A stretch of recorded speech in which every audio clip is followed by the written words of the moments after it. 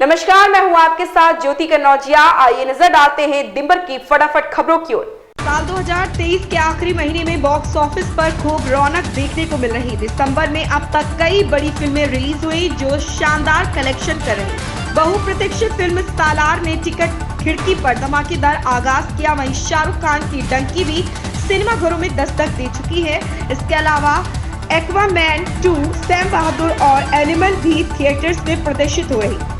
Shriram airport से अयोध्या धाम railway station तक प्रधानमंत्री नरेंद्र मोदी 30 दिसंबर को रोड शो भी करेंगे। प्रशासन, जनप्रतिनिधियों और भाजपा संगठन की शनिवार को होने वाली संयुक्त बैठक में इसकी तैयारी की रूपरेखा बनाई जाएगी। उधर शुक्रवार की देर शाम भाजपा कार्यालय पर जिला संगठन की बैठक हुई।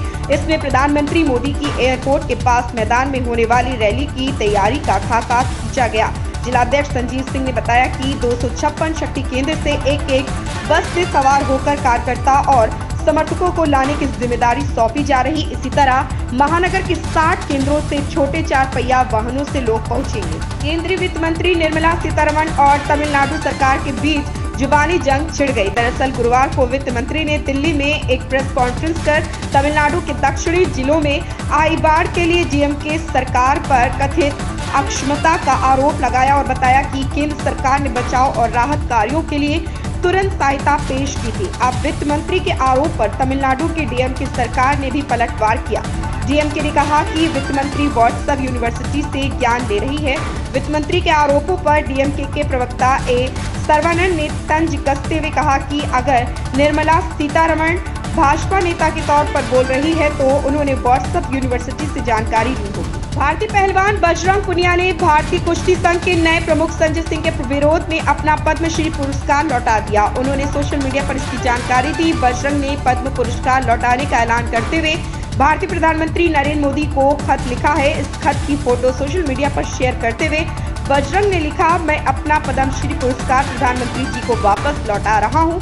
कहने के लिए बस मेरा यह पत्र है, यही मेरा स्टेटमेंट है।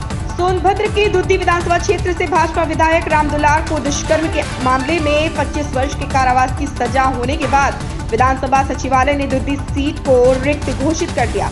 रामदुलार को 15 दिसंबर को सजा सुनाई गई थी। सर्वोच्च न्यायालय के आदेश के तहत 2 वर्ष से अधिक की सजा होते ही रामदुलार की सदस्यता स्वतः समाप्त हो गई थी। विधानसभा के प्रमुख सचिव प्रदीप दुबे ने 15 दिसंबर के पद रिक्त घोषित कर दिया है।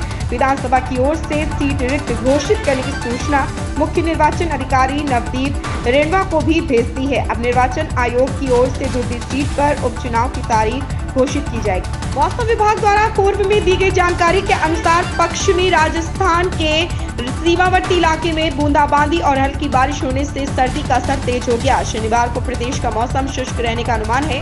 कई इलाकों में सुबह कोहरे का असर देखने को मिला। विजिबिलिटी 10 मीटर से भी कम रही।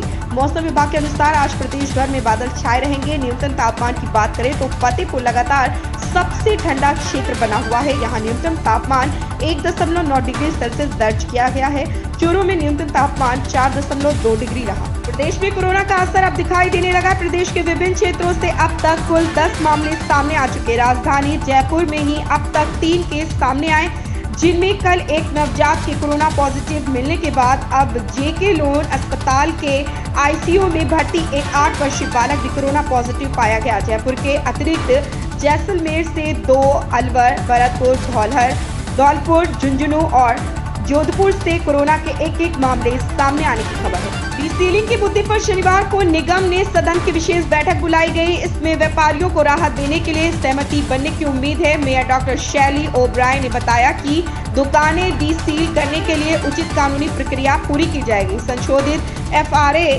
फर्श क्षेत्र अनुपात को जांचा जाएगा।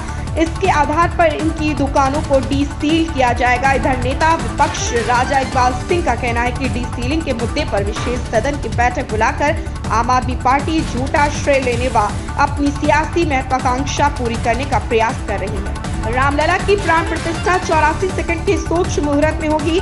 पंचबार से मुक्त ये मुहूर्त भारत के लिए संजीवनी का काम करेगी। रामलला की प्राण प्रतिष्ठा भारत के विश्व गुरु बनने की राह को प्रशस्त करेगी।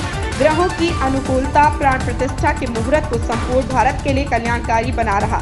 ये मुहूर्त देश के साथ ही इस प्राण प्रतिष्ठा के यजमान पीएम नरेंद्र मोदी के लिए भी लाभकारी है।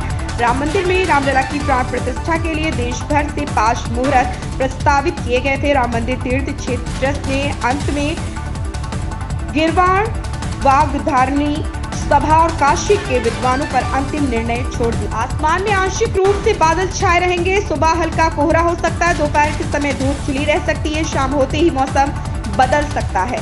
रात के समय बारिश या बूंदाबांदी होने के बन रहे हैं। बारिश के बाद मौसम में कुछ बढ़त हो सकती है। अनुमान है कि शनिवार को न्यूनतम तापमान बढ़कर 9 डिग्री और अधिकतम तापमान बढ़कर 24 डिग्री सेल्सियस तक पहुंच सकता है। दिल्ली में 27 दिसंबर तक सुबह के समय हल्के से मध्यम स्तर को कोहरा छाए रहने का अनुमान है। इन खबरों में बस इतना ही। बने रहें हमारे साथ।